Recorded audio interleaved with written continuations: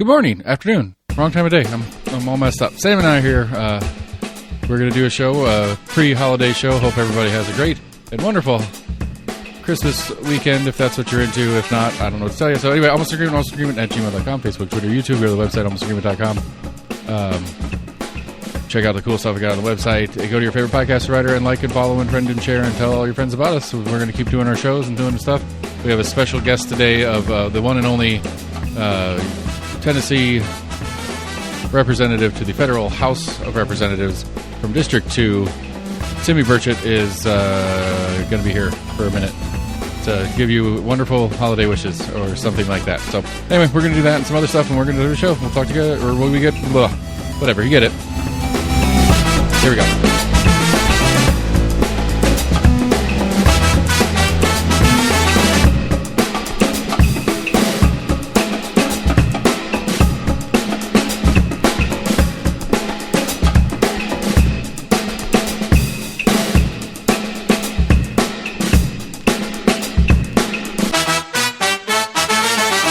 Hey, buddy, what's going on? Hey. What's new with you? Oh, nothing new. Oh, man. Did you see the Tennessee put their grades out for schools? You see that story? I did see that article. I don't understand what the point is. Like, I wasn't sure what the metrics were. It was just student part achievement. Of it, but that's I knew there part was of it other that's stuff. weird. It has like some stuff. Some of it has to do with growth versus last year or years past. Like if your third grade reading level was X and it's now X plus 20%, could give a better score to your grade score. But really, it's just it's a nicer way to say these are the poor schools and these are the rich schools. I rephrase that. These are the schools that have majority poor students or English as second language students, and these are the schools that have rich white kids. Yeah. It's really what it is. And so, I guess if you're into diversity and stuff, then you want to see level student or school, because then you have diverse student base, both racially and economically, for your kids to hang out with. So if diversity is a good thing, look for your C's, I guess. I don't know. That's the problem. That is the true problem with it, as I've read about it so far, is that it doesn't really say anything that we didn't already know. We know the schools that have less money for families whom students attend those schools do poorer on the different metrics that are at play. Yeah. And so the question is, I guess the real question of this whole thing is, okay, so now that we've got this grading system, what do we do with it? That's what I was wondering. Is the state going to invest more in F&D schools, or is this, like I'm understanding it to be, is this is really a way to get poor families to pull out and use vouchers? Huh. Because that's the conspiracy part that I'm leaning towards, is that this is because Farragut High School was one of the only high schools to get an A. So if you're Bearden was. Bearden got one too? Yeah. Okay. I didn't see Farragut listed. I think I saw Farragut intermediate. Maybe it was Farragut middle or something like that. Farragut intermediate. I was digging through. And Hardin Valley Elementary, Bearden High. What was Farragut's high schools? I got it in here. I got the email. They didn't list all of them. They just showed a handful of A's, and then like 8 or 9 that got F's. I thought I saw anyway. Yeah, like Austin East got an F. Fulton was a D. Like Vine Middle was an F. And so like it's anybody who's been paying attention for any period of time is not surprised in the least by what they're seeing on these scores. It's everything we already know. And so again, the question is, what do we do with it? And at least from what the legislature seems to be leaning towards and how hot up on vouchers and that program they are, I will go back to the conspiracy of this is a way to get the poorer families who probably didn't vote for the people that are putting the voucher thing in the first place to get on board with the voucher program. So the people who would normally be against more or less anything that this Republican supermajority is doing are saying, well, this is a chance for me to get my kids out of these crappy schools. And therefore it makes it easier. Maybe if they happen to start a charter that's exactly what the voucher would be for, but you're right. I get it. I get what you're saying, and people are going to get behind something they still can't use. Still can't afford, right? Right. I mean, how many 20? Like, yeah, I get what you're saying, because how many But didn't they pass legislation last year that had to do with schooling? And as far as like the grade as to when, it was like, I think it was like if you failed for like 2 or 3 years in a row, that's where I think the state will come in and take it away. Which that's not take it away, I guess take over administration or something. Which is another thing that confuses me about it, because I was under the impression, at least, that Knox County Schools was the entity, and these were just branches. And so, if the state's coming in to take over administration of a school, because the school system is failing. And I could see that in... I think you're right. Yeah, I think it is like the county itself. Right. And so it's Knox County Schools that they're taking... They're replacing the admin that Knox County Schools put in. Which infers that Knox County Schools is playing favorites as an entity. Because if you have an A over here and an F over there, why are you putting all the good teachers and the good administrators over here and none of them over there? If the state's assertion that it's an administrative fault and that's why the state needs to take over the administration of the school. All right. Which goes back to the reality, is it has nothing really to do with how Knox County Schools is trying to do the best they can with what they have and putting the best and brightest that are willing to, because that's another part of it too. There is a line somewhere for some teachers and administrators that it's like, yeah, I want to teach kids and I want to do this, but I don't want to teach that school for whatever reason they don't want to, whether it's, their personal safety issues or whatever it is that they don't want to teach at those schools. Yeah. They don't want to have, okay. Whatever. Fine. Then where we had violence at West High School, teachers are now going to be afraid to go there because there were weapons found, I think twice last year. I would bet that there are some teachers who are in lower grade levels that don't want to go to higher grade levels because of the danger of older students. I would think that yes, there are teachers that are not willing to go work at Austin East because they're concerned about their safety there.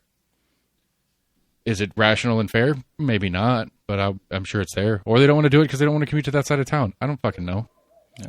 More. I'd say it's more so teachers have gotten burnt out on average. And I would think also is that as a teacher, you know that the schools that are behind and are having more problems are going to be more work and effort for the same result. It could have just been a metric for the county to finally maybe have something on the book, say, hey, these are the schools that we need to be focusing on and figuring out how to improve them. Right.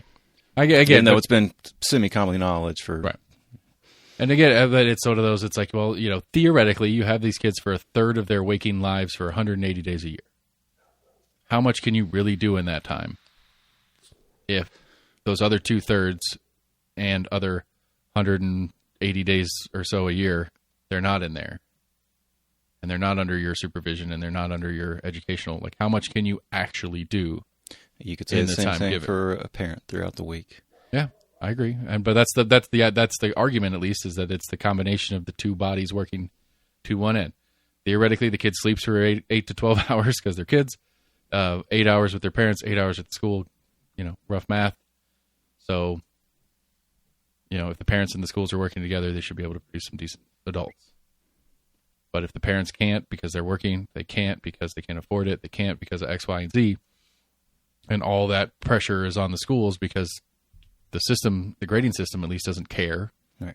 It just says I was just trying to make a counterpoint to what you were saying about the parents or the teachers. How much can we expect them to do in this time frame? Right. I think you could flip that around and say, well, sure.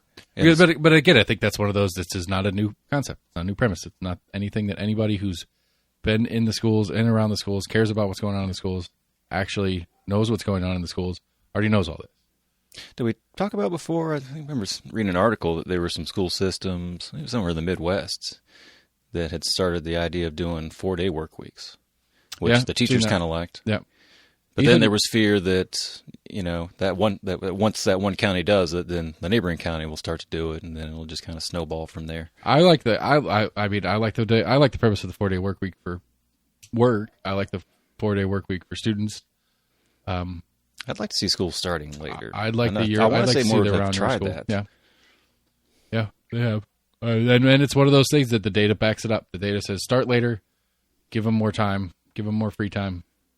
Start later. Don't make it a 7-hour day. Start later and make it a 5-hour day. and you'll get better results. Like both those things. Yeah. Less total time in instruction, you get more productivity out of them. You'll get more productivity out of them if they're better rested. They have more time. They have more whatever. It's like, I get that. I do. And that's that's such a huge societal shift in the way we function, period, that would have to go along with that. Because it'd have to go to a 4-day work week for most professions.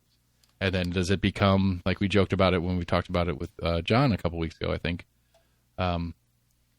where he was talking about how Wednesday would be the best day so that you have like a full weekend, and then a couple of days, and then a little bit of a nap, and then a couple of days, and repeat, which I like his premise on. I like that better than the 3-day weekend, personally. Although I'm the weird one that when I was working full-time, I hated having 1 day off, a couple of days, 1 day off. I want at least a full weekend. Right. And if I had if I was in a 4-day work week, I think I would want to work 4 and 3, 4 on 3 off. Yeah. I would not want to work 4-2 or 2-2-2-1 as my week. I just think I don't know. But and then how long until all the professionals, quote unquote, whether it's doctors, dentists, whatever, they start shifting to the 4-day work week that matches. And then the one silver lining to like probably most parents on having a 4-day school week is that you have a weekday, a normal working day that you can go do stuff that you need these services for, like going to the doctor, going to the dentist, stuff like that. And I would argue that it wouldn't take but a very short window of time before a lot of jobs start taking whatever that day that school's off as well, because a lot of jobs will have the problem with a lot of parents can't work those days because they need to be home with their kids. Right. And then all of a sudden, at least, I don't know, again, if productivity and we get better things out of it, I'm not saying we shouldn't, but some of the advantages of a 4-day week, if it gets super universal, would take away from itself, I guess, in the process, is what I'm trying to say. I'd say depending on the subject, I'm not sure how well going in Monday, Tuesday, getting into something, day off. Then right. 2 more days to get back into it again, then 2 more days off. I get what you're saying on that too, yeah. But so depending on the subject. I think year-round school is another one that I'm on board with the premise of year-round school. Yeah. This whole like there's a couple things it's very, very recent. The end of this semester did it too, and it just fucking enrages me. Like, I don't know. I'm a stickler. I'm a rule follower. I don't know what it is, but my older one's like, can I not go to school on that half-day Wednesday? We're not doing anything. It's like, I don't care if you're not doing anything. School's in. You're going to school. He's like, yeah, but like this, that, and the other. And apparently, to add insult to injury, they had nothing planned. The school itself had nothing planned except for a basketball game. That was like a exhibition game between the students and some teachers. I don't know exactly what it was, but it was $5 to attend. So it's either you come to school for the half day and spend $5 to go watch a basketball game, or you come to school for the half day and they put you in the suspension room to do crafts and random stuff for the whole day. Did that for but that was like during the school day. It was like middle school basketball that was going on. I was like, I'm not paying. I could care less to go watch it. But it's like, I don't know. It's like, I'm sitting here trying to stay on my philosophy of if school's in, you're going to school. You have to have a good excuse to not go to school. Right. I don't feel like it, because I'm trying to explain it to him. It's like, dude, are we doing something? I wonder how many kids actually showed up if it was more of the teachers already kind of knew that most kids are bouncing out. They told them.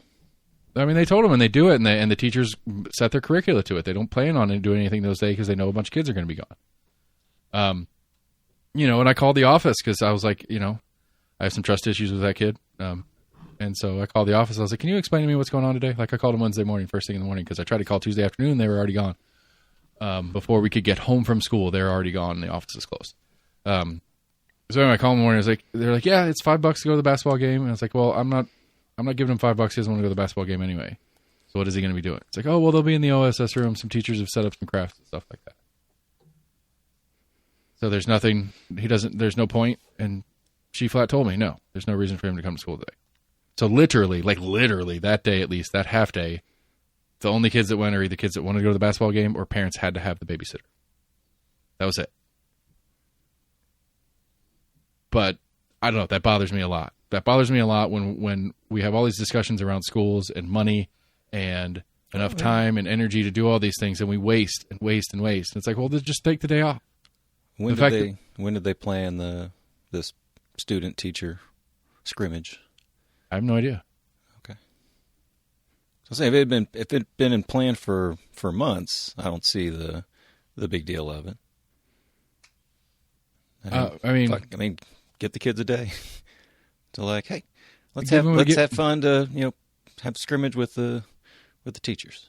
Okay, for the kids that are into basketball and on the basketball team, sure. But for the kids that don't give a shit about that, I'm not saying it's the best all-around sport that would enthuse everyone, but I mean, it was the actual team proper. It wasn't like anybody who wants to come play can come play. It's you can pay $5 to watch us play. Oh, gotcha. Or you can sit in the detention room and do crafts. It doesn't matter. I mean, it's the same thing at the end of the year last year. Like, I understand certain subjects kind of have a finite thing, band being one of them, and I love my band. Band does their end-of-year concert. They do some other stuff like that, and a lot of times the last week or so of school, you don't really do much in band because you don't have like a written final or whatever. It's not like that kind of class. Right. But last, his 6th grade year, his last week and a half of school, every day, he's like, do I have to go to school tomorrow? It's like, yeah. It's like, why? We're not doing anything. It's like, nothing. None of your classes are doing anything. It's like, I got one little thing to do in my one science class, and that's it. And then the next day, nothing. Just whatever the class was. I don't remember if it was science or math or whatever. But one class had a little bit of light stuff that they were still doing the last full week of school. And it's like I'm sitting here listening to these arguments, getting on the different Facebook things that I like to pick fights in, and teachers mad about not making enough money, teachers mad about not having the time and the resources they need. And it's like, well, then why are we wasting it? Let's use the time we have at least, and then you can complain about not having enough time. But if we're like legitimately knocking off a week early every year, and I don't know if it's officially planned or not, but every year, like the Friday before spring break, nothing, because a bunch of kids leave. I don't fucking care. I didn't leave. Don't waste my kids' time because everybody else decided to go on vacation. That's on them for skipping the day, not on me and my kid because we're here. Use the time. Because at some point, what is it? Okay, well, everybody starts leaving on Thursday. And then they stop doing stuff on Thursday before spring break. Like, how long until the masses of students just start determining the schedule because mom and dad want to leave early for vacation? I get your gripe. And again, it's not that they necessarily need to be doing 10,000 things more a year or whatever in school, but if the complaint is they don't have enough time, they don't have the resources or whatever, but they're wasting time. That's where my complaint is. That and letting the families determine schedules for everybody, because they want to leave early or come back late from vacation or whatever. So I don't know if they got some of those classes that got far enough ahead and were just a little bit faster in their lesson planning, or they factored in more time for kind of pre-TCAP type time. And I could see a little bit of, like scheduling in a little bit of soft space so that if we have a snow day or something comes up and they get behind, or there's an incident at the school that they go on lockdown for a day. Because, I mean, we've had a bunch of different individual schools go on lockdown for one reason or the other because of gas leaks or water damage or something crazy like that. So I could see, scheduling a little bit of that in, but a week's worth seems like a lot. Because the snow days are already scheduled in. Like, we already do that. That's a district-wide thing. Because that's why snow days have to be universal. You can't do a snow day by a school. Right. But like an individual, like cushion day, I don't know. Anyway, that's a gripe of mine. I need to get a little bit more informed on it before I go fully off on it, because that's only my prologue to get enraged about schools and stuff. So, I don't know. Did you listen to the out to the? No, not yet. Sorry. It's okay. I was going to put it into the show anyway, so we'll just do it right now. We can listen. You want to pause intermittently? How do you want to do this? No, I'll raise my hand if I feel like pausing and be like, "Hold on a second. What did he? What'd you say? What'd he say?" Okay. It's a little bit airy, just because his office is big and solid walled, and so it's got a little bit of airiness to it.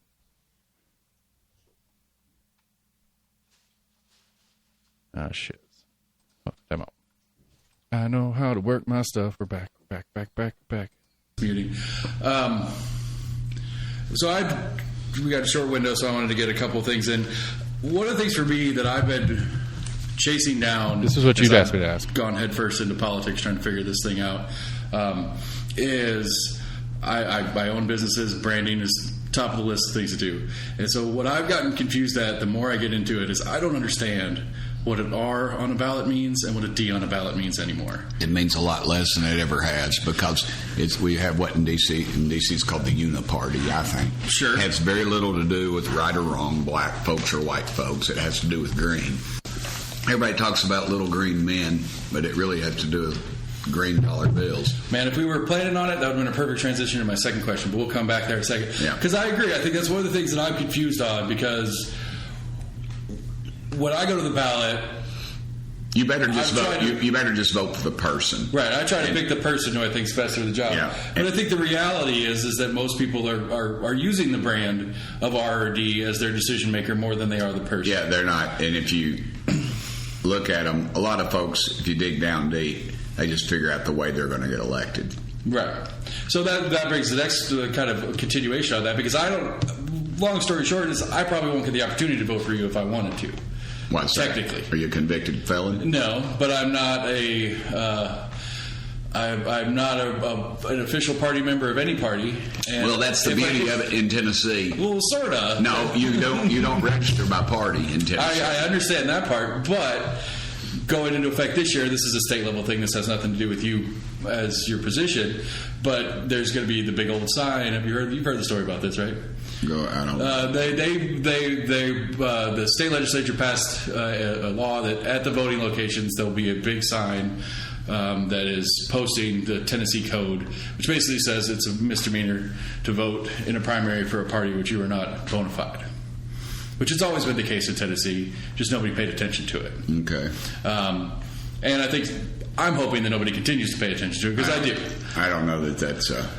Yeah, I don't know. It's I don't know how you enforce that. You don't. I've gone down the rabbit hole on how the enforcement of that works too, which it's not really possible. But either way, it comes across to a person walking in as a little bit intimidating, for lack of a better word. Yeah. And I know Mr. Ash and a prominent local Democrat are actually suing the state over it right now, and that's the whole thing. And I didn't mean to go down that rabbit hole. But back to the original question is not how did we get here per se, but how do we get back to either the parties meaning something or the public recognizing that it actually doesn't mean anything and getting back to voting for people again? People are going to have to vote. Less than 20% of the population votes, and that's the problem. Yeah, this city election was especially 12% maybe. Yeah. And it was up from the last comparable. Yeah. And so that's been a thing for me too. That's one of those that I am passionate about, is trying to figure out how to get people more active and involved, but at the same time doing so in a little bit more educated manner. And that's kind of why I started the podcast. Well, kind of why the podcast turned to what it turned into what it is. And so the second one is All right, so I wanted to pause right there because that's one of the two questions. If you had any comments, then I was a little surprised that that's how he answered it. I expected him to be a little bit more of a partisan guy, and that's interesting, especially with him campaigning right now. I guess I'd have to see the look on his face. I can't tell if he just kind of seems bored or I don't have to vote. I guess I could have. I'm like, okay, thanks. Like, if nothing else, he is a multitasker. Because he's sitting there, he was texting or tweeting or something on and off while we were talking, but he didn't interrupt himself. Like, he didn't get caught up in his head while he was texting. Like, he seemed to be listening, or he would be he was telling me about stuff while he was typing on his phone. And I was like, damn, that's pretty impressive. Yeah. I can't do that shit. No, me either. And so anyway, that was like I said, like I think with and I don't think I mentioned it. I think off air, I never gave him any. Nope, I never said anything off the record or gave him any impression that there was off the record in any of our conversations. So I don't feel like I'm breaking anything by saying so. But like afterwards, I mentioned something about that there's rumor of a primary challenger, and he's like, I haven't heard anything. If you hear anything, let me know. Like, okay, I'll see what I was like. I think the rumor came from the former county Democrat chair, right? So I don't know, I don't know how well entrenched with the possible people. Been mentioning there was some talk or rumors or some murmuring, right? So yeah, my statement was a hearsay on a hearsay with a rumor on top, right? And so, but I mean, again, like if he does have a challenge, that's an interesting thing to say on the record, that the party doesn't mean anything.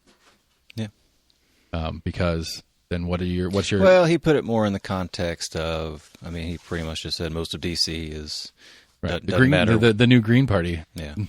Not Little Green Men. That was a funny little line. Yeah. Like that would have been like if the timing was better. That I was like as he was saying it, I was like, that's what I wanted to talk to you about. Spice this. Speaking of, anyway, did any of his people did they want to know hey, what are you gonna be asking him about? I mean, they asked me going in, yeah. And I was like, I don't think I mentioned that question directly, but it's like I told him I was like, there's so much stuff I could ask him about the McCarthy stuff. I could ask him about the new speaker situation. I could ask him about what's going on in Israel. I could ask him what's going on in Ukraine and all that kind of stuff and eat up my whole 10 minutes on stuff I care about per se, but not stuff not that I'm going to get anything unique or exciting from. Right. But I think he's put out statements on pretty much all of those. And I mean, I don't know that he's ever said what he said about the parties like that on record. I'm sure he didn't flinch. Yeah. So, he didn't seem like a new thought. Right. It didn't seem like he took a second to go, maybe I shouldn't say this, but he just went ahead and said it. Yeah. And so anyway, we go on to aliens. You've been very vocal on the UFO research and the Pentagon spending on all that kind of stuff. And I guess first is, how did it start for you personally on why this was such a big issue? And is it more about spending questions than it is about actual little green men, as you mentioned earlier? Or is it...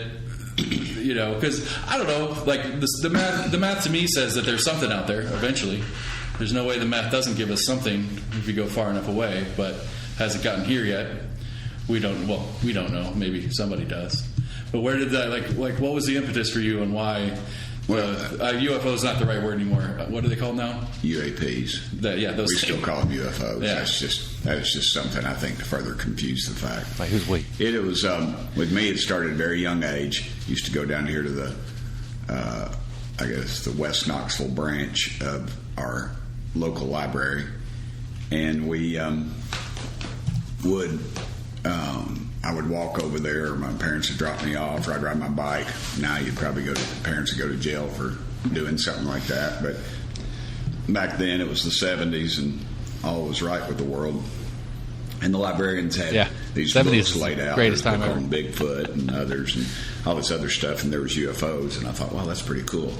And I picked one up and started reading about it, and it was always just fascinated me, the unknown.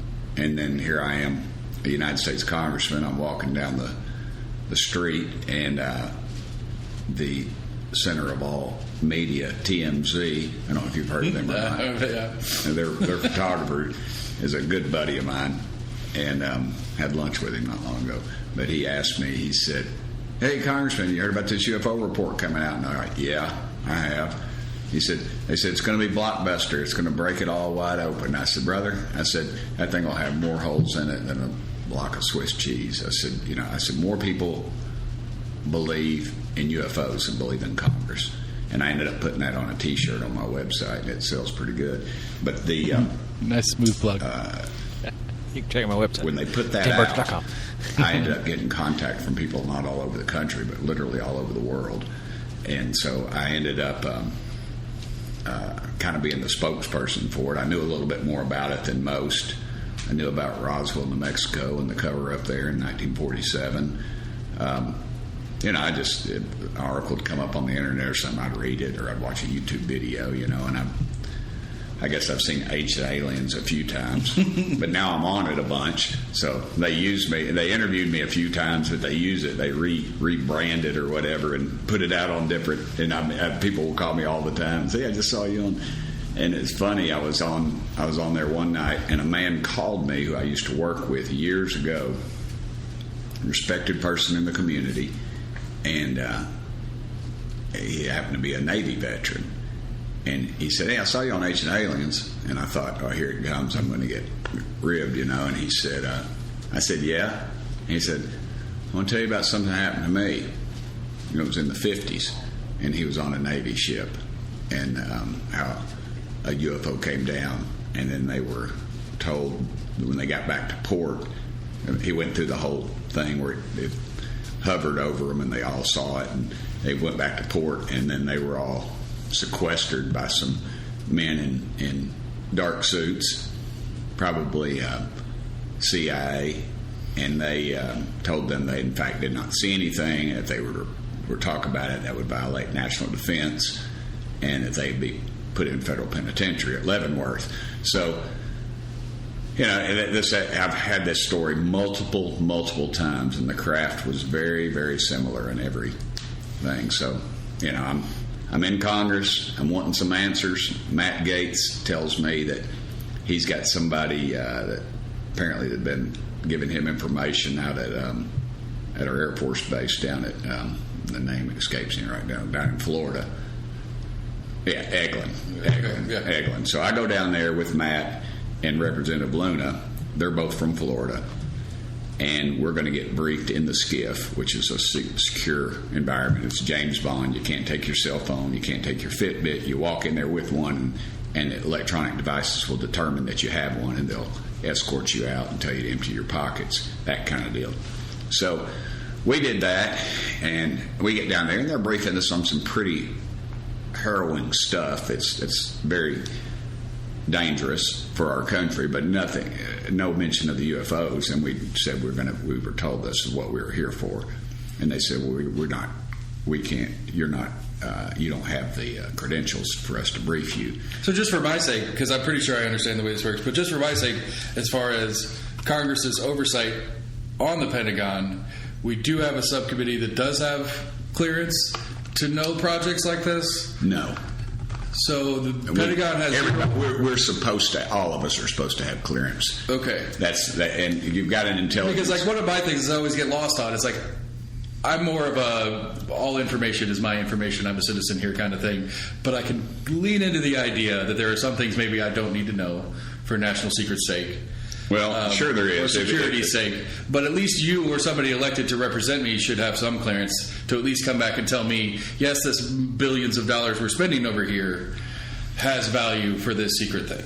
Right. So we're told not to, they're not going to let us see this, and then we call the Pentagon. We're escorted out of the room, then we call the Pentagon. And an hour later, in fact, they bring in the pilots to talk to us about what went down and what they saw and view some things.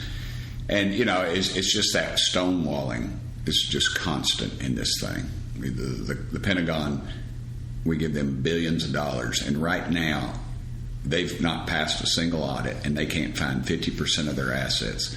And that's close to almost, I think it could be close to $1 trillion. I mean, you're talking assets. I mean, you're talking automobiles, firearms, bullets, I mean, possibly even people, you know. So to say that they're doing something with that money is that we don't know about is an understatement. It's a gross understatement. Or they're really, really bad at accounting. No, they're not bad at accounting. But we just don't have any guts in Congress to call them on the mat. So I had been, and I've been told to be careful, that I need to get bodies between me and when I'm out in public and things like that because of that situation. I was told that by somebody who was high up in the Trump administration, called me on a Saturday afternoon. But anyway, that was him. So here we are. We're trying to get this information. We're stonewalled, or at least and we have a committee. I was allowed to more or less oversee a committee. I had the chairmanship kind of yanked out from under me at the end, but that's okay. That's politics. But we set the ball in motion.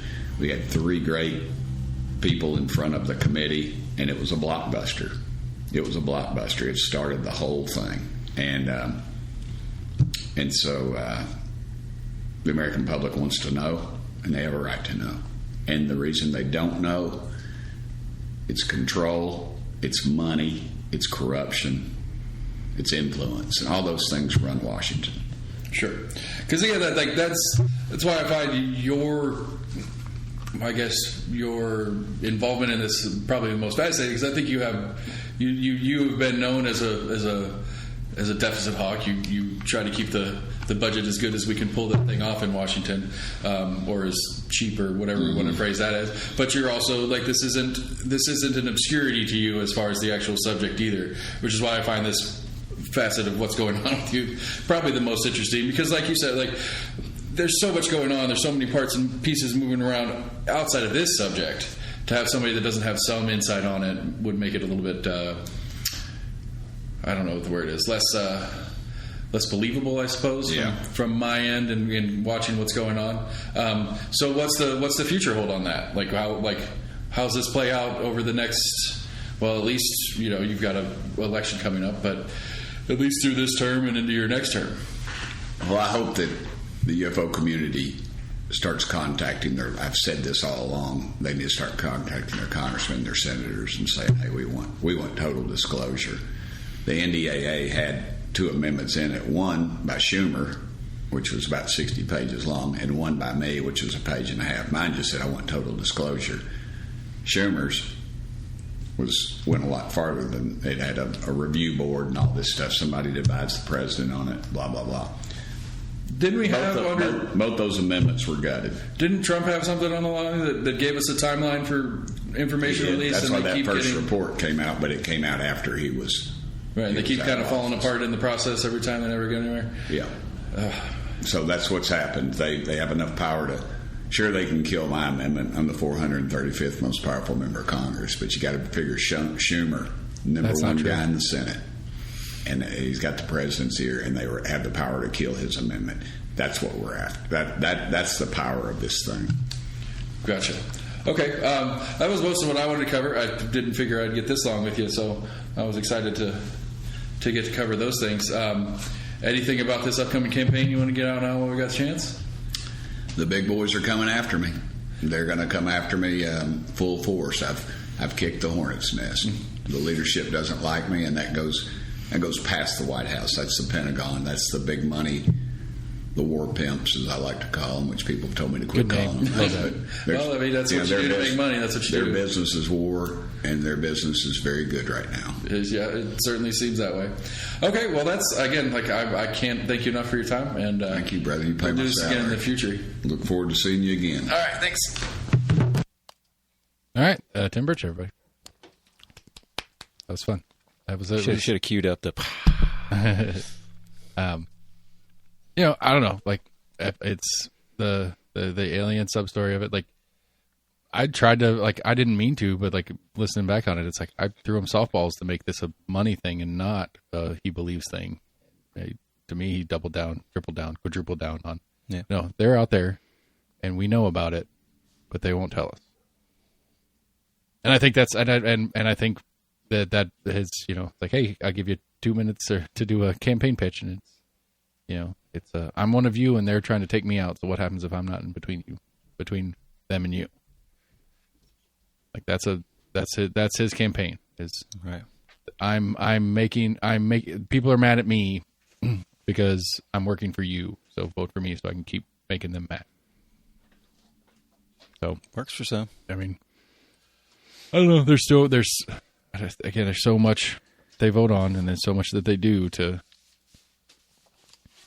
and I guess that sells to me, I suppose, because the more the powers that be, the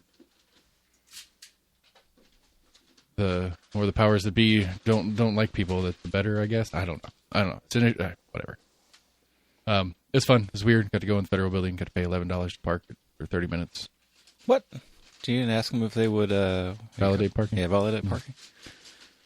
Well, you got to pay at the thing. You can come back and get a refund. Why don't you park at I guess the city garages are only free after 5 or 6. Yeah. I could have gone up and down that Walnut or something. Yeah, up and down the street a little bit and see if I could find a meter spot. Been a little cheaper. Maybe. But hell, I don't have coins anymore. Yeah. Got to get desperate to get a quarter for the Aldi every once in a while. For a shopping cart? Yeah. I have a quarter to get my shopping cart. Yeah. First I saw that was in Germany. I was like, what is this? Yeah. I mean,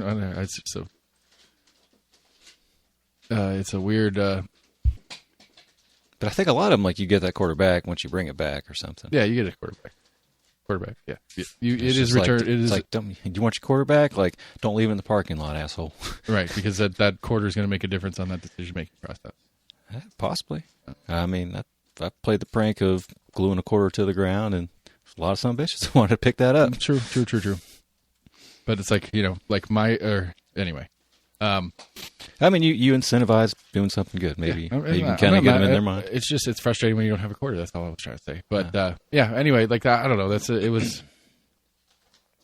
It's interesting. And I'd forgotten that I'd been there before. I went and saw Duncan when he was in that office. Really? Yeah.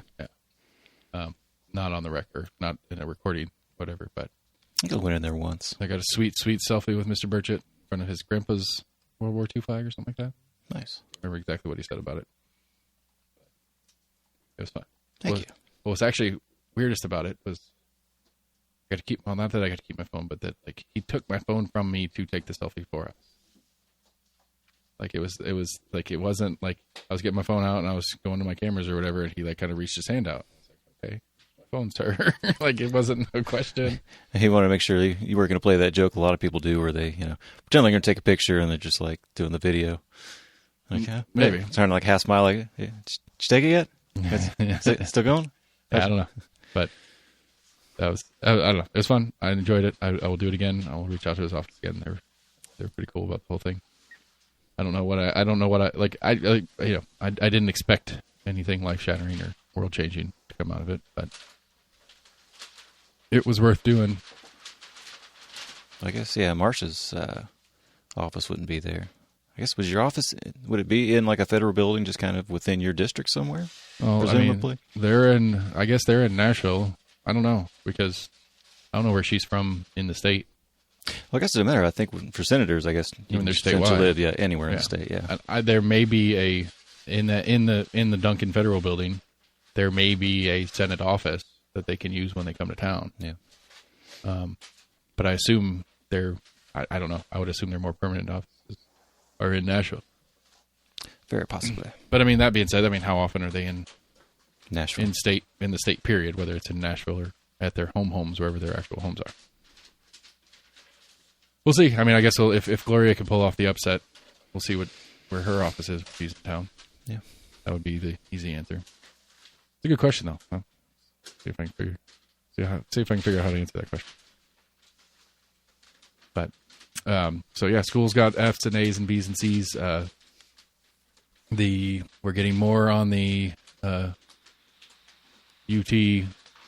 Entertainment District thing. Yeah, I saw the article. I hadn't read that yet. Yeah, I dug around and asked some questions to some people in the know and stuff like that about, So technically, yes, like TIFs or pilot programs can be attached to this, which I was thinking they couldn't because it was state property. But since it's a ground lease thing, functionally, it's so weird. I don't quite understand this. I still don't understand it, even though I asked questions. Thought I did. Now that I'm saying it, I'm understanding it less. But functionally, the land is the University of Tennessee's, but they lease that to the developer will pay property tax on the building that they built on it, not on the actual piece of land, but they'll pay property tax to the city for their building. Okay. It's not an uncommon practice outside of this little public-private partnership that we're talking about. It's not uncommon that places will have that property owners will lease a flat piece of land, basically, and then a new developer will come in and build something on top of it. Yeah. And so the original owner would pay property tax on the land portion. Right. And then whoever built the buildings would pay property tax on the building. I own the land, I don't own the building. Right. And so, which is still kind of weird because, okay, so the property, the physical landowner doesn't pay taxes, like just quits paying taxes for whatever reason, and they get their property seized. But the person who owns the building on top of it now has a new landlord. So there's probably some kind of clause that at least gives them some time to get out, basically. Yeah, something. I don't know. I just think that'd be a weird situation to put yourself in. But if you're the landowner, that's the way to do it because you never actually give up the real piece of value. Because at the end of the day, the land is what matters. But at the same time, I remember a teacher in high school telling us about Westtown, Simon, whatever you want to call it, mall. Yeah, that there was a family that has owned that land for years. And they've never sold it to anyone. They've pretty much been leasing out that to like Simon, whoever owns it. Yeah, to the mall companies, yeah, or whatever. Yeah. So anyway, I don't know. I pitched it to the colloquy. I kind of I actually worded it. I was like, I was trying to figure out how to make this as, I'm trying to figure out how to ask this question as unfairly as possible. So here we go. So I prefaced with, I knew I was making this a leading question. And so I went through it and was basically like, how is the developer going to get away with getting as much tax dollars to pay for this project as possible, blah, blah, blah. And then the other question I had that I don't know the answer to yet, I haven't gotten any responses from people in the know on this one, is since it's state property and or the university, because like the university doesn't have to follow city or county code or zoning or any of that stuff. Because like as far as like the building design, the number, how tall a building is, how close to the, like they have to allow for easements or whatever, but they don't have the same like, R1 in Knox County, you have to have you have to be 20 feet from property lines and all that kind of all those little details and stuff like that. Right. They don't have to follow those guidelines. So they can so my hope is, and this is my hopeful part of my question, is that if they're going to go ahead and do this thing and they're going to get a bunch of tax dollars to build it, I hope they build something cool and not just another building that looks like another building on campus. Like I want a pyramid or sphere or some crazy, like I want a crazy building. Like if we're going to do it, if they're going to do it and this developer is going to come in and it's going to be a gajillion dollars and they're going to sell the condos on the top 10 floors or whatever for $1 million each, make it cool. Make it crazy. You should have like the School of Architecture, like design a part of a building or. Yeah. I know there's some stuff going on in, at UOT at the radio station that they're apparently going to start adding some more news programming, and that they're doing a partnership with the School of Journalism so that they can actually do some of their own news. I know they were like moving or had some kind of like restructuring and kind of like the communications department in apparently general. the tip top of this, and I caught this in passing because Scott and Jesse were talking about it off air, is that the longtime dean, I don't know what the title is, whomever ran the radio station, as far as the tip top of the management structure or whatever, was there for like 30 something years and has just been replaced. They retired or what? I don't know exactly. Let me be clear about this. I don't know the ins and outs of why the change took place or any of that kind of stuff. Right. But there's a new person in who is more of a news person historically from their other jobs and stuff like that.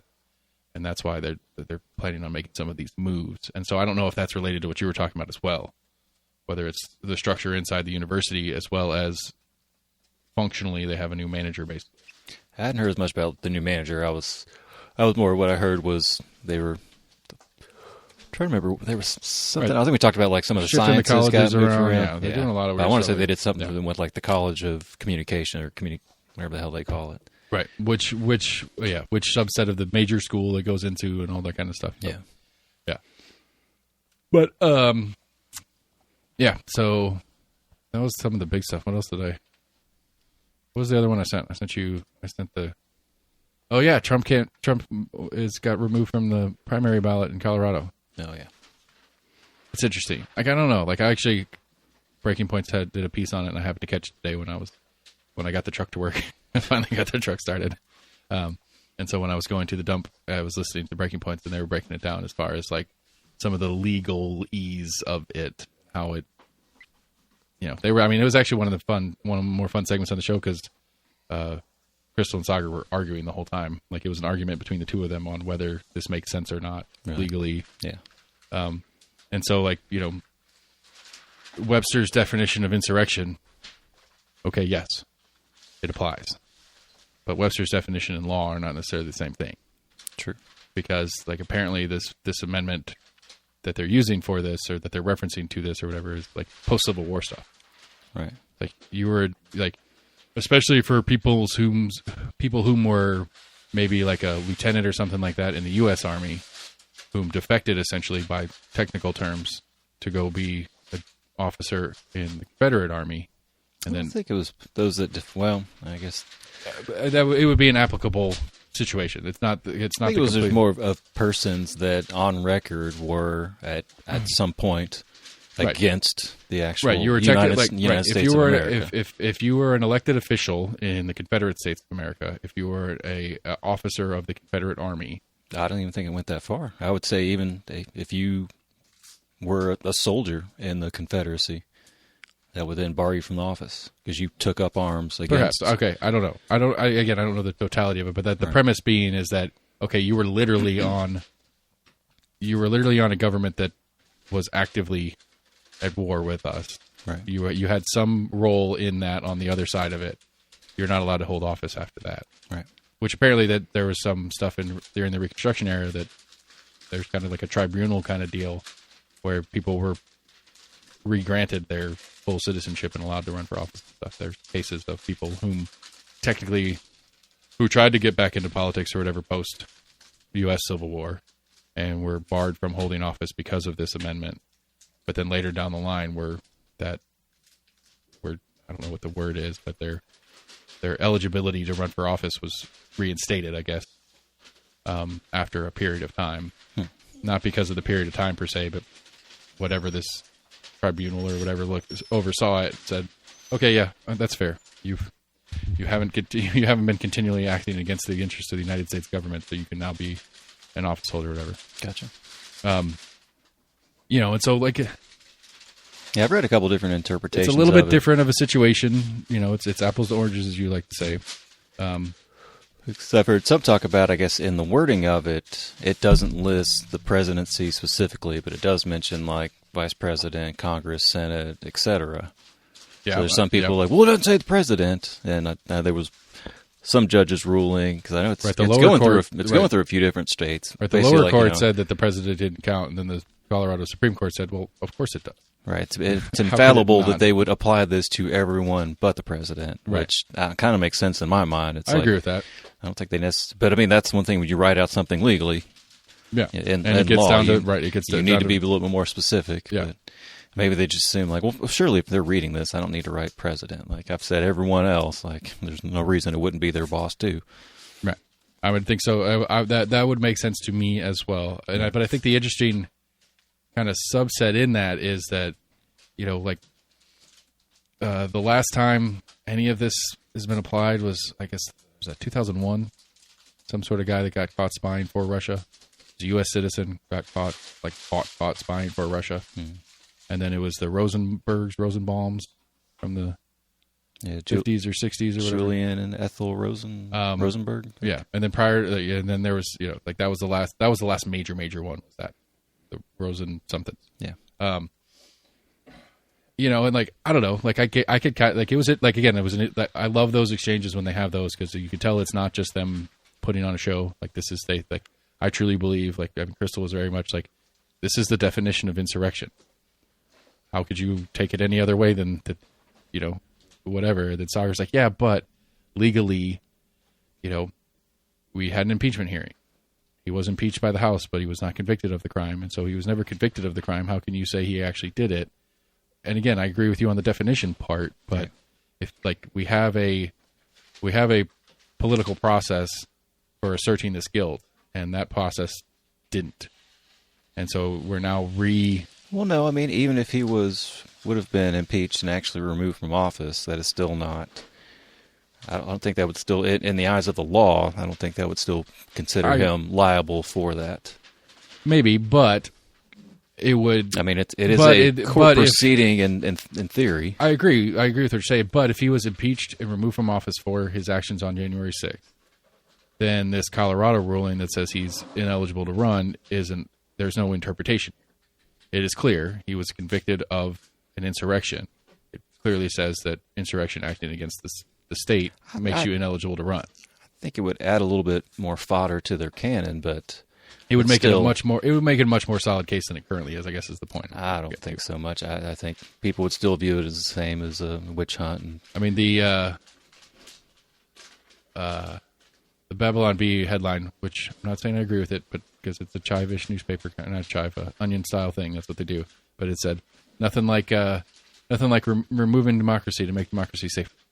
Something of that nature, like removing people's right to vote for people by make democracy better or something like that. It's just, I mean, it was still a 3-2 decision on the Colorado court. Yeah, and I mean, realistically, I don't expect the U.S. Supreme Court to talking about parents about it. I thought there was still like a kind of a court in between, but I guess they were a district. I don't know how big that district is, but they were a district Supreme Court. Yeah, I don't know either, but it sounded to me, at least from the Breaking Points coverage, that we're going to get it. It'll be in front of the Supreme Court very soon. We should know. Apparently, that's the next level up. So, Right. We should have a clear decision on this, because apparently one of the things about it too that they were saying is this will set precedent, because there's other states that have been floating it and stuff like that. And I think Minnesota's already declined.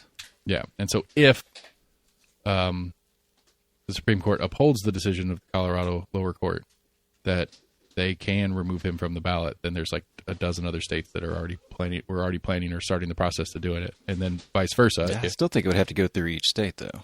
No, because this is federal election law. This isn't state election law. The states have to proctor it and do the legwork for it, but it's federal election law. So it skips all the state Supreme Court stuff. I don't know. I'd be curious. That's the way it was explained to me. Huh. I wouldn't have thought it would be once the Supreme Court rules. I don't think it would be a blanket. I would assume it wouldn't be still a have to bring blanket. the course and Right. It would bring each individual state's election.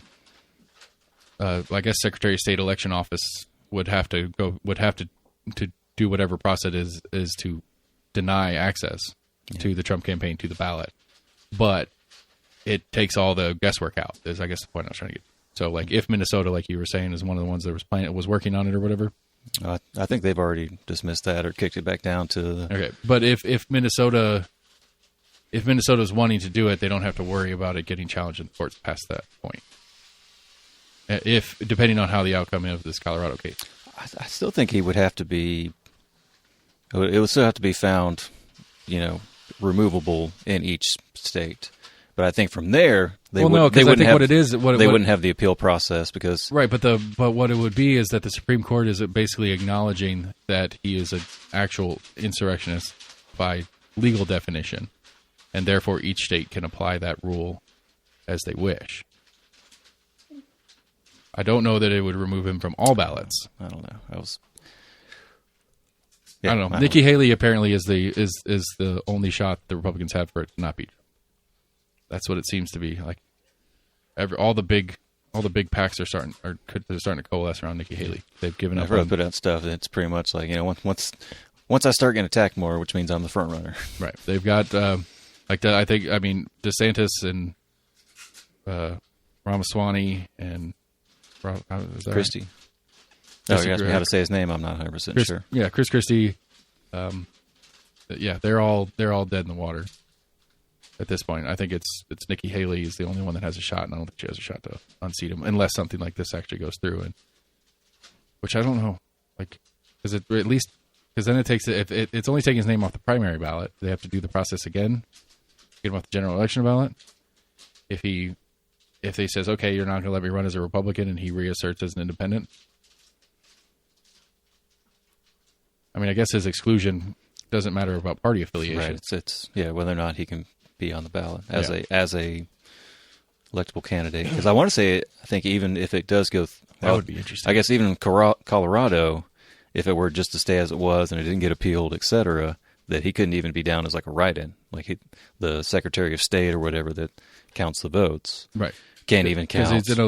Because he's an ineligible candidate. There was a different case that's on a similar set of stuff or something like that. That it was a guy who was trying to run for president who was not a natural-born U.S. citizen, and who was trying to argue that his naturalization, it's not the Constitution isn't super explicit about it, and so his argument was that I'm naturalized, which is the same as being a natural-born citizen. Right. It's like, well, yes, but it clearly states you have to be a natural-born citizen. It's like, well, I'm naturalized, so that makes me a natural-born citizen. Well, but no, you're technically not a natural-born citizen.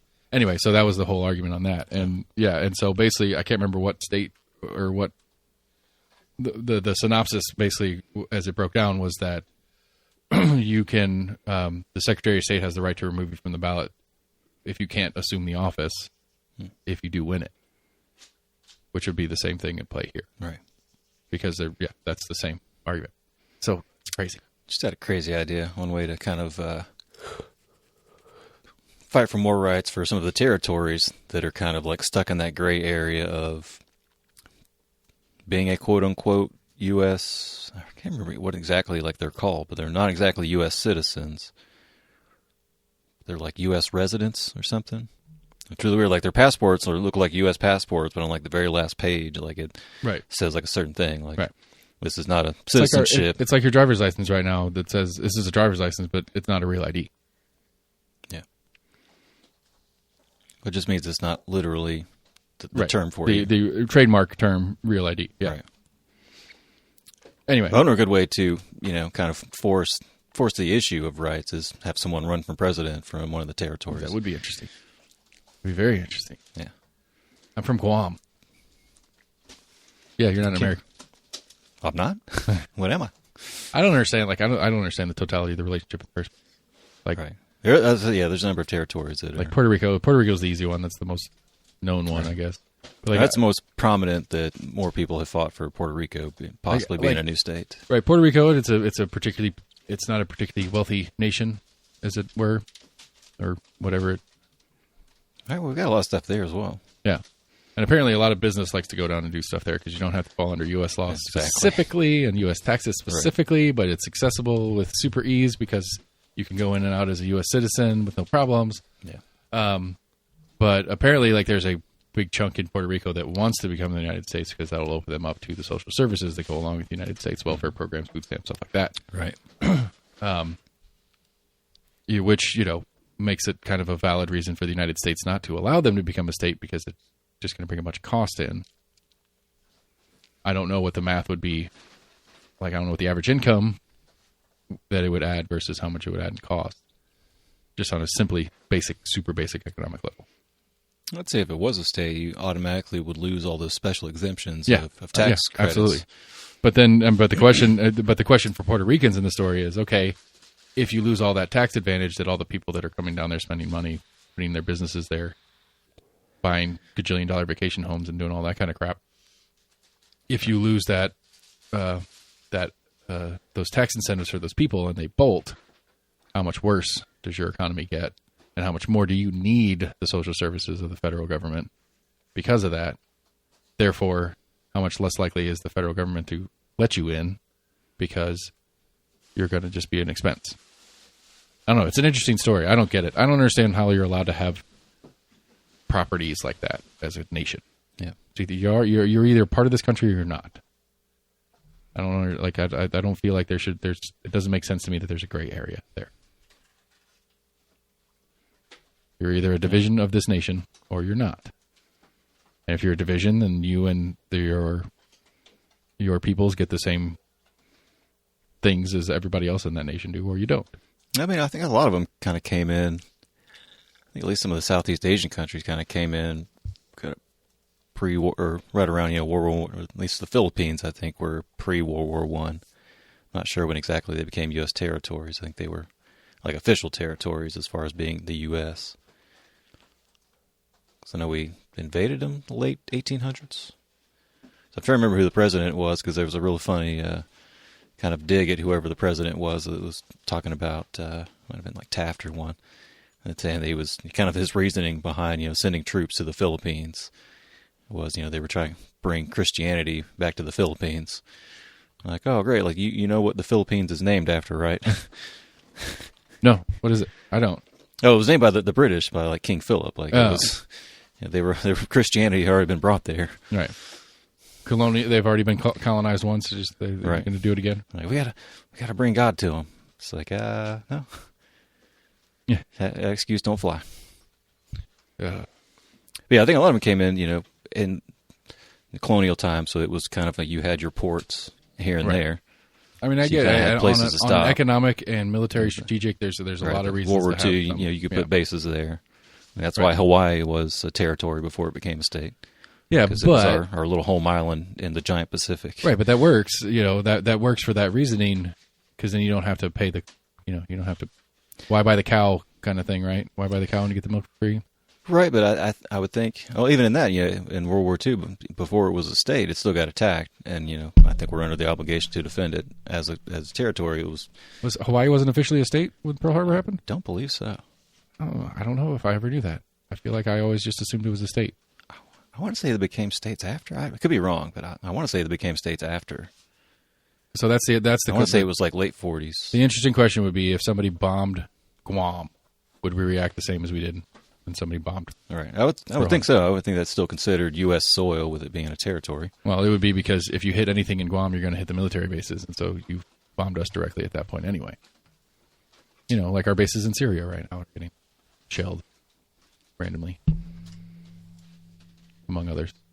Yeah, but I don't think we own the land there. Because I remember when we went to London, they were talking about the embassy in London.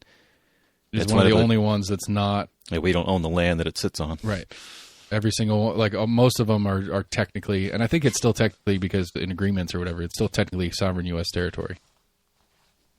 But there's very few that it's not more like that's one of an exception on the program or whatever, which is kind of weird. But yeah, so that'll be a fun continuation of the constantness that is this presidential election. What am I missing? I know there was more stuff. We talked about grades at school. Don't want that one. Oh, yeah. Same old stuff. Yeah, 1959 was when there was the Admission Act to provide the admission of the state of Hawaii into the Union. It's in 59, yeah. Interesting. Yeah, the other stuff's the other stuff that kind of happened this week locally that was worth talking about, but not really, is Kid Cannon kind of went on record with some of her plans in her second term, and then the growth plan, all this mess with the growth plan, that the county, this tri-governmental growth plan, but the county is kind of the head of it because the county is the superseding body that covers all the actual land.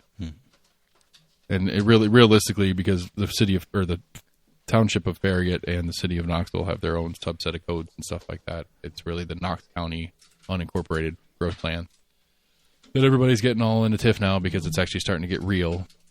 This has been it's been going on for 3 years or something like that. For the most part, every time they do a public meeting, it's like, yeah, whatever. And now it's getting down to, okay, we're going to start changing some zoning stuff, and developers are going to build a neighborhood in that farm next to you. And then everybody's like, no. And so, again, it reasserts nobody actually wants growth. Period. Well, they do. It's just the NAMBA. Right. The NIMBY. NIMBY. And that's all there is to it. I don't know. I don't know. I've gotten over the subject just because it's like, unless you're going to vote accordingly and vote for people who are going to actively suppress growth, which I don't know of a candidate who's going to try to run that way. I don't think, because I think that NIMBY issue is like, yeah, we want the growth. It's not here. It's like, well, okay, Garrett Holt, come here and knock on my door. And I'm like, well, what do you want to do about growth? It's like, oh, we're going to do some growth stuff, but not out in District 4. We're going to put it over in District 2.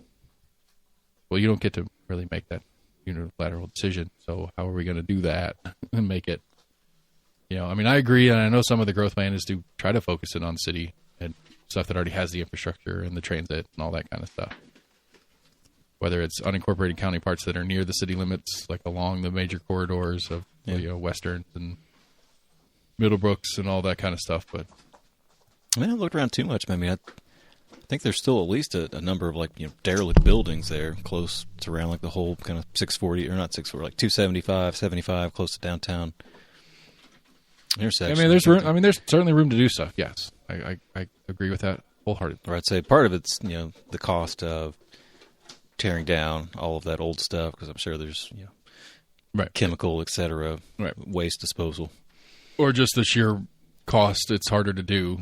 Yeah. Period. Even just bulldozing a building and putting a new one up is more expensive than just putting a new one up on the same square footage of land. It's not too far from rail yards. I don't know. Yeah. That's one of those to me. He's away in. You don't have to put it on dump trucks. Just go.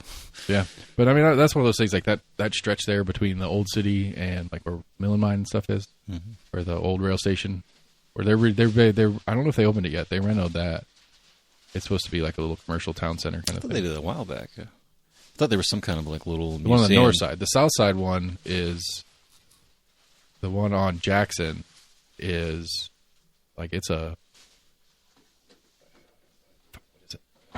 like an entertainment and event venue. Okay. Apparently there was some wrestling there. There was a wrestling event there. Yeehaw. I don't know. I got to find it. I don't know. There's some weird article in New Sentinel that was kind of like the superlatives, 2023 Knoxville superlatives, and it was just weird. There were random superlatives. It was like the best homecoming, and I don't know who the person was, but apparently this person came back to Knoxville, and it was a big deal. And best like very specific food item in town.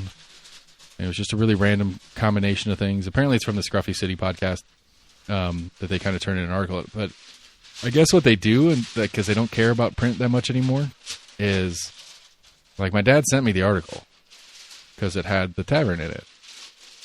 But I couldn't find the tavern in it. There was just a picture of the tavern in it. And I kept trying to find where in the article it said anything about the tavern, but it just had the picture. And so I haven't figured it out in the digital version yet of whether there's an actual, like, you know, best pirate ship in Knoxville. I don't know what the superlative will be for us, but we made it into that thing, and so we'll see if that means anything on the other side. But I don't know. But I don't know. The stadium's coming along. I'm mad about that thing. The bridge is going to happen. I don't know. I guess we got to prep for a year in review show next week. Like, what are the big stories this year? That's crazy. I'm trying to think about that. Like, the Compass guys were talking about it because that's they're going to do. That's their whole week because there's nothing. Like, I mean, government offices are all closed all week. There's nothing really happening. Right. As far as the politics and government thing, like services still happen, but none of the other stuff does. And so and this is something that they've done with their paper forever, is they use that week between Christmas and New Year's to do like their kind of year review breakdowns and stuff like that, which is always fun and interesting. But I'm trying to think. Yeah, I would struggle. There's been we talk about and focus on so many different, like, quote unquote kind of big story, medium to big stories at the time, and I can't think of much that really stands out. Apparently, KPD just wrapped up a what was it called? I can't remember what it was called. It's some sort of, it wasn't an investigation, but they brought in a task force to look at their culture and stuff like that. We've been talking, I actually did read talking about it on Novel Year. Apparently, this is one of, if not the only time that it has been at request of the department, as opposed to being a mandate from a state or a federal oversight. I want to say like the people they had coming in, the agency or whatever it was, I would say it was less than a week, if not maybe just like 2 or 3 days that they spent digging around, looking at how the different departments were ran. Well, because some of the stuff that I'd heard about it so far, at least, is that it's like more training. Yeah, that's what more training. It's like, well, yeah, I could have told you. It was like use of force training. You could have de-escalation training. Yeah, hey, Chief Noel, you could just give me a call and I'll tell you you need more training. Right. You know, I don't need to see anything. You need more training. I did say they released, or did see that they released the cost of the chief search, like the search process. Oh yeah, I want to say that got released. That's it. It's at least like $200,000. The story about the story is fun to me, I guess. I like that. Gives me hope for the New Sentinel of being a real newspaper. In how was that Tyler Whitestone, right? That was him. No idea. I can't remember, but like the whole thing about how like the News Sentinel took exception to the fact that the mayor's office did it the way they did it, because according to the News Sentinel, it was intentional to hide their search parameters. Because if the city just did it by themselves and took applications and made phone calls, that's required public record. But since they hired a third party, the contract between the third party was public record, but what the third party collected from applicants and information and all that kind of stuff is not. And that was, they could only look at the check that was cut to them, basically. Right. And so like all the stuff that the third party did on behalf of the city, New Sentinel was arguing that's public record. And the city says no. And to the point that the News Sentinel actually sued the city over it. That was a fun story, actually. That's a good one to do a year in review breakdown on. Because either way, it's a win-win. Like, it was a win for both. It makes the News Sentinel look like a better news organization, and the city got everything they wanted before they had to answer for it. So, you know, Kincannon still won her election despite, you know, having that hanging over her head and walking away with all 12% of the voters that bothered voting. Kind of mess. I find that interesting that Burchett. I wonder if Burchett. I should ask him. I wonder if he's a city resident. I should ask him if he voted in the city election, if he was one of the 12%. Huh. Actually, that would have been a good conversation. You need to vote. Like, oh, so did you vote in this previous election? I mean, not even put it that way. Like, were you in town? Did you an absentee vote? How's that work if you're in DC for work? Right. How do you feel about mail-in ballot? Did you mail in from DC? Yeah, that could have turned into a really good. Dang it! See, I'm not that good at this. That's why I don't pretend like I'm that good at this, because that would have been a good little kind of like accidental dig if I got that far into it. Yeah. Which, to be fair, I don't know where he is on the whole mail-in ballot and the election fraud thing. I mean, I don't think he's an anti-Trumper by any means, but I'm pretty sure he was one of the handful that voted to not certify. Sounds like that's why when he said I'm the 435th least powerful, it's like, no, you're not. You're like top 10. You're on committees, aren't you? Well, it's not even that. You're top 10 because you and 7 other people ousted the Speaker of the House. So you're not the Speaker of the House, no, but had you not done what you did, and one other person, McCarthy would still be the Speaker. However that breakdown is, I don't remember what the math is, but like that small cadre of people that were willing to burn the norm of keeping the Speaker are more powerful than like Matt Gaetz. Matt Gaetz is more powerful than the average Republican in the House because he has that stupid sway over that stupid subset of whatever. Yeah, like Freedom Caucus. Yeah, why do we know his name? Because he's from Florida. But we know his name because he's on the news all the time. He's on the news all the time because the decisions and actions that he's taking make functional and strong differences in what's going on. I think he got more in the news during the impeachment trials. I mean, I think so too. I think he made himself a national figure and then he kept it. Yeah, but he's keeping it because he's doing stuff, and not good or bad stuff. It's just that he's had a couple scandals go against him as well. Yeah, because I think more so it was like people connected to him. Right, and I think like that again. If I was any good at it, like when he made that uniparty statement, when Burchett made that uniparty statement, I could have been like, "Well, do you vote across the aisle? How often do you tip your hat across the aisle to make something laws come into place? Right? Would you if Pelosi was running for Speaker, would you have voted for her? Right. When Pelosi was running for Speaker, did you vote for her? Can't remember who it was. It might have been Politico or something. Had an article that was talking about how little, or I guess like. Assuming it was in comparison, but this year there weren't that many federal laws that were signed into law. Good, bad. I don't fucking know. I don't know what they do. Good. I guess I can't. Like, I think it goes both ways, but I think it was also trying to point at that there wasn't a lot of legislation that was really kind of going on. Well, it could have been a lot of things that were proposed that just kind of kept getting tabled. Right, or it gets through the House but never gets through the Senate, or the Senate sends over their version and then they say no. It gets through the House and the Senate, and the White House says no. Right. It's I don't know. Like, I mean, the slow wheels of government aren't always a bad thing. It's just frustrating. But like at the same time, it's like, yes, it's a good thing that it's slow. It's a good thing that it's a big deal to make big changes. Right. It's important. And I think it's a valuable piece of this system. But the amount that has been done out of dysfunction and for the sake of dysfunction is kind of problematic too. Because I think the presidency, I think that's why the presidency has become as powerful as to a single individual as it is because the House and the Senate don't want to do stuff or aren't capable of doing stuff, and so they hand off tasks. And I don't think that's appropriate, but they do it. So you think because of their dysfunction, it's kind of forced the hand of the president and having to do more you gotta think executive orders or whatever? Like, all right, if he doesn't do it, I'll just sign an executive order for this. Well, you got to think about it is Congress's job to declare war, right? Like, it has to be an act of Congress to declare war on a foreign power. The ultimate power, yeah. I want to say we figured out after like the first or second Iraq War that the president can essentially war for like 30 days or something like that before he's supposed to get official approval from Congress. But yeah, right. And I think the ultimate war declaring powers are held within Congress. Well, right, but when's the last time Congress voted us into a war? Couldn't say. I mean, I think it's Korea officially, and we never voted ourselves out of it, so we're still technically at war. Did we actually vote? No, I think that was a police action in itself. I don't know if war was actually ever declared. Well, because Vietnam wasn't. I don't think either of the Gulf Wars were. Vietnam for most time was a police action. Right. And but I don't think either of the Gulf actions were. Afghanistan wasn't. I mean, we have the war on terror, I guess, technically was voted upon. I would think Desert Storm, the first Iraq War, I would think that would have been a declared war. I'd have to go back and double check. But right. I don't think we've gone through the official war on terror. We're not. There was no country in which we could declare war on. It was that vague. So we're going to declare war on terror. When we went back into Iraq when Bush came on during the Super Bowl?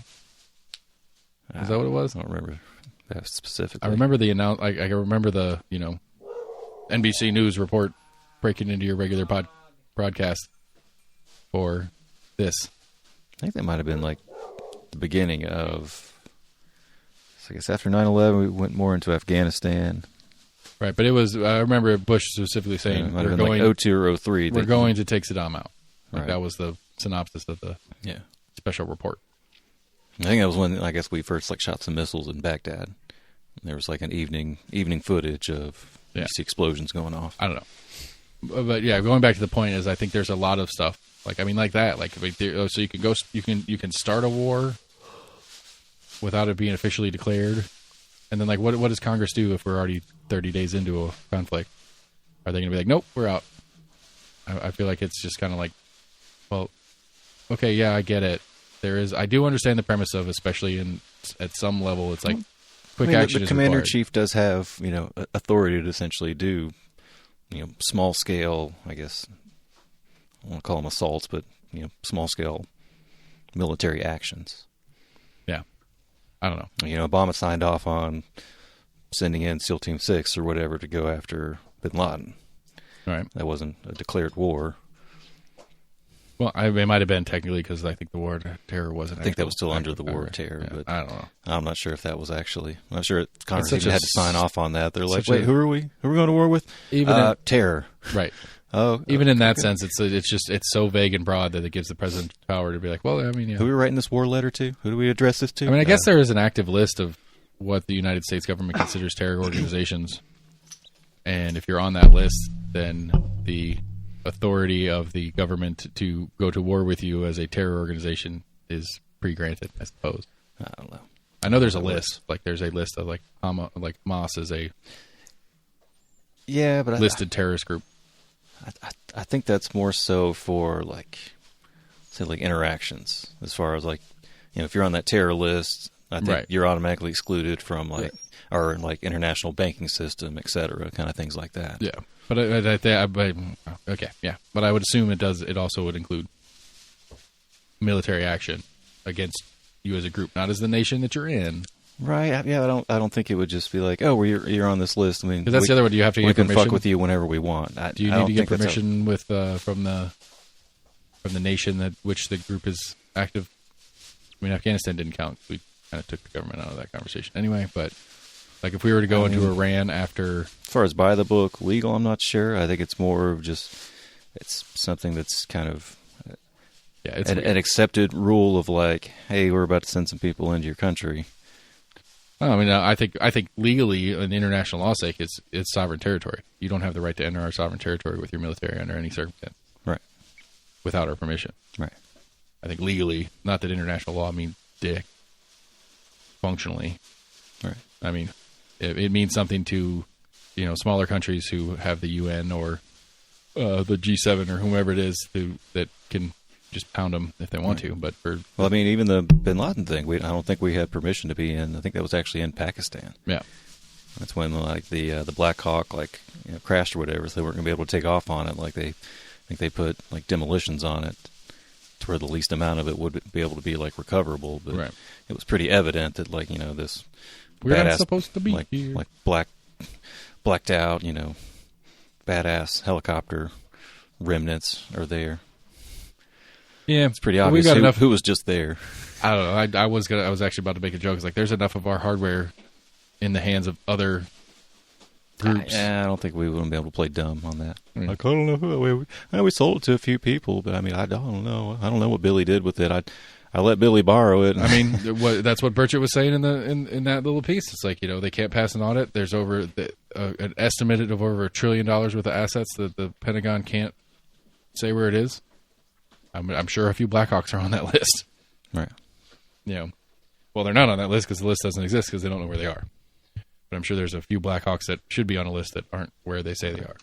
I guess it'd be a better way to say it. Yeah. I mean, I wouldn't dare try to guess any kind of percentage, but I'd say, there's some of that, not to to play devil's advocate on it, that we do have that much just like military armament that we've had throughout the years that, we had it stored in a warehouse and then somebody realized that nobody was really watching what was going on with that and just start taking out crates of ammo, et cetera, at a time. Straight that, or I mean, I'm sure there's plenty of like. We found recent sales, active military that have been caught taking munitions and whatnot. Stuff, yeah. I mean, that was that was your news of the weird a couple weeks ago. Was the tank or whatever? That got stolen off. It wasn't a U.S. tank, but it was like a tank stolen off of a armory. Yeah, it's like, well, I mean, they're things. People will steal things if they have the opportunity, especially if they feel like they need it or it'd be funny or whatever it is. Right. But to the level that the U.S. Defense Department is unable to track. So maybe to a certain level, they don't want to admit that they've lost that much. But there's also. But okay, so just to kind of try to bring it full circle, we have the state of Tennessee who is threatening to take over the administration of individual schools and counties because of lack of success rates for students or whatever the criteria is. Yeah. It's like, but at least according to Burchett, the federal government can't take over for the Department of Defense, who can't account for their own shit. Like, it seems like that. Like, it's incongruent, I guess, is what I'm getting at in theory. It's like, you're supposed to be the oversight. Okay, if you're supposed to be the oversight, then you should oversight. But the Department of Defense doesn't fall under that category for some reason. Right. Like, when you try to oversight, you get threatened, apparently, according to Burchett. Which I'm curious. Like, I mean, I don't know. Like, good on him if it's true, I guess. But how much would you have to be into aliens? Like, really have to be into aliens to risk your life for? Like, if it's a credible threat. Like, is it that he is a public figure that he thinks is the safety part for him? Possibly. I don't know. You know, like, I mean, you know, like, people want you dead, man. And you're continuing down that rabbit hole, which I'm good for it. I love it. Please do. But, you know, like, do you really care about meeting an alien that badly? Right. That you're willing to die for it? I mean, again, I'm happy to see it. I just don't know. I'm curious of his statement of after we uncovered the cover-up of Roswell. I'm like, he was it was very matter-of-factly that he's like, I know about the cover-up in Roswell. And I'm like wait, I don't think that's okay. You know about the alleged cover-up, or you've heard the stories about what allegedly happened there. But the way he said it sounded like, no, it's a cover-up and I know it. Right. And I have the facts on it. So it's like, oh, wait, did I hear him right? Yeah, I was thinking about that too. I was thinking about that. That was one I was thinking about following up on. It's like, don't have a lot of time. Don't want to spend much time on. Right. I want to, but like even that though. No, you did well. You did well to. I don't know. Keep it on focus and get a little bit of, you know, kind of what he wanted to talk about, but actually get some questions of kind of what you wanted to get his thoughts on as well. Yeah, I don't know. Like, I would love. I don't know. I would love to have him in the long form. I'd love to have him in here for an hour and a half. Because then it would be like, okay. Well, I mean, you opened up the door to a possible further. I guarantee you he gave Ancient Aliens more than 10 minutes. Maybe. Well, I mean, those were all like audio. Could have been audio clips too. So I mean, he can do that shit over the phone. I mean, I could. We discussed doing his over the phone for me. Really? I was like, I'd rather be in person, even though I would get better quality out of it. I was about to say you probably would have got a little bit better audio out of it. You know, and if I do it again, I might go to the next level. It's just like I asked when I was setting it up. I asked for, I was like, 10:30 was our go time. I was like, can I be in the space at 10:15 to set up? Right. And so I need to get sound levels. Well, I mean, yeah, like if like, especially knowing what I know now, I wouldn't do it. I would have done it the same way. But if I knew I had the time, I could break this set down and run it off my laptop too. Didn't you get some kind of lapel mic? I got a couple lapels. Okay. But that's a different. I was kind of thinking for the next one. If you did another live like that, have like your portable one. I think you use. I don't know. Assuming you use your little tabletop one. Yeah, but the thing is it's the interface part that's the problem. I don't have this is my interface, and gotcha. This has to come with me, and so right. There are portable 2-channel interfaces that would be doable for what we're talking about. It's just that's a different that gets into spending money on that podcast that I don't want to spend. Oh, yeah. Or that I don't have to spend. So I've got that little Tascam recorder, but then you would still have to take 2 lines, splice them into one. Yeah. I wonder if something like that would work. I don't know. I mean, it was a one mic on a desk in the middle of a room, and it's a big room. Did you have comfy chairs? It was all right. Yeah. But I mean, like, if I was really adamant about getting as best sound as I could out of that, I've been like, all right, Tim, we just met. I need you to get right up here, and we're going to be 4 inches from each other, so we're both right in the microphone across from each other. Yeah. And that ain't gonna fly. So anyway, I'm not disappointed at all with it. Again, the quality could be better, and I'll do what I can in post to try to get it less airy. Yeah. But you know, it was fun. It was interesting. I don't know. I'm conflicted about it. Like I guess for my end, I was hoping he was more about the money and the secrecy than it was about what the secret was. Does that make sense? Yeah. That's what my hope was. My hope was it's like, yeah, the alien thing's cool, and I think even if he was truly a believer, it's like, yeah, I think the alien thing's cool, and I'd like to meet the aliens, and I'd like to see the stuff that we have, because I believe we have it. Right. But it's really about... But I'm more worried about how much money we're spending. It's really about the $1 trillion they can't account for, right. And some of that has to be going into this program. And again, it's like, you know, I'm supposed to be a U.S. rep. I'm supposed to have access to these things, which is in and of itself a little bit of a poke for me, because like I should have access too. But that's kind of his argument too, and so it's like, you know. I kind of wonder if nowadays, if a good chunk of that expense isn't just an actual like software and hardware of keeping up with the times. It's fine, but it's still account. You can still account it. I know. I mean, what was it? Biden signed off on the like the $25 billion contract with Amazon Web Services to be there to do their cloud. Yeah, the Defense Department's. I think it was like $25 billion or something like that. That was controversial because that was in the middle of the Amazon Union Drive thing that Amazon was actively, and Biden said in campaigning, we will not award government contracts to anybody caught union busting, which Amazon was technically doing at the time that they got awarded like maybe one of the largest non-direct military federal contracts ever. So I don't know. I think it's both. I think I think Amazon Web Services has like the Capitol building, like they do all the cloud-based stuff for the Capitol as well. I don't know. I have to look back into that. I don't remember. I do remember hearing something about like this is one of many contracts that Amazon has with the federal government. This is just a new one, not the only one. So I don't know. Oh, you got some news of the beard, bro? Yeah, that's cool. It's called still early. You got a party to go to. I think we're making homemade pizza tonight. I think we're ordering pizza. Everybody's having pizza. Yeah. Well, it's the other kids. The other ones picked this week, so we're probably having pizza tomorrow night too. Nice. Let's see here. It was a loaded diaper, but not like you would think. A second. We just got. Can't believe I messed it up. Not a requisite. I mean, but it's the make sure people know that we're shifting over to this other segment. Gotcha.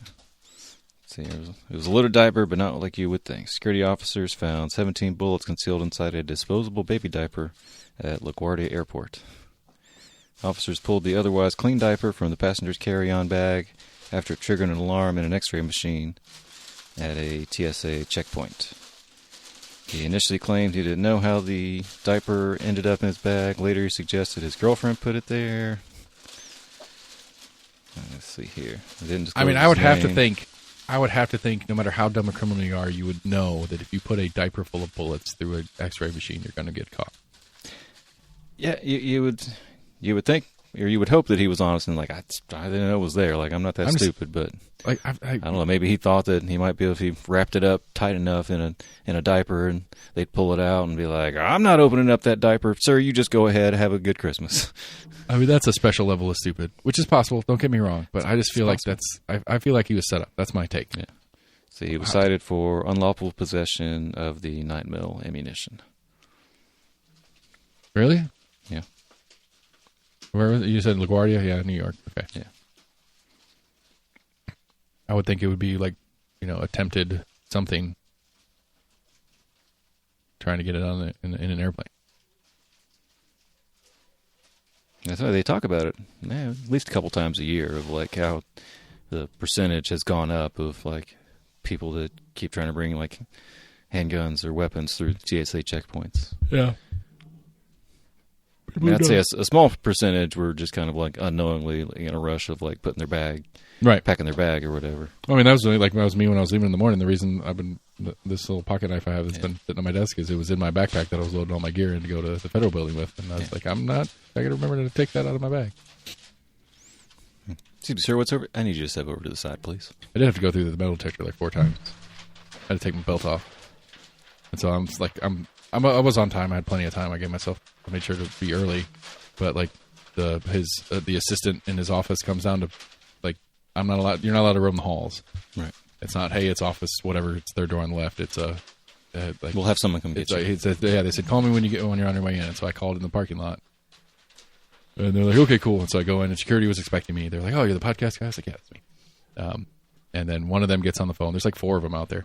One of them's on the phone, and then going through the thing. And then like as soon as I finally get through the thing, dude comes around the corner to pick me up, and I'm putting my belt back on, trying to pick my bag up. And it's like, I get it. It's security and stuff, but I'd rather not walk into the rep's office with my pants not fully on. It makes me a little uncomfortable. All right, one more.